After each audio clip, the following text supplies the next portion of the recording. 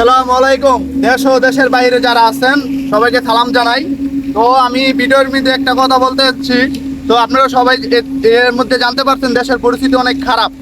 তো এর মধ্যে খারাপের মধ্যে হাসিনা যে একটা কাজ করছে প্রবাসীদের নিয়ে, এই কাজটা অনেক খারাপ করছে। দেখা যায় যে আমরা সারাদিন পরিশ্রম করে রান্না বান্না করে খাওয়া দাওয়া করে দেশের মানুষের সাথে বাপমার সাথে কথা বলে একটু শান্তি খুঁজবো, এই শান্তিটা আমরা পাচ্ছি না 2টা দিন ধরে। ঠিক আছে, তো ও এই কাজটা করে কি ভালো করছে?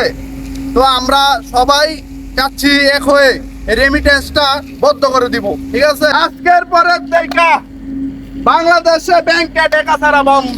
আপনারা সৌদি আরব, মালয়েশিয়া, কুয়েত যারা যেখান থেকে আসেন সবাই এখন এক হয়ে এই জিনিসটা উদ্যোগ নেন।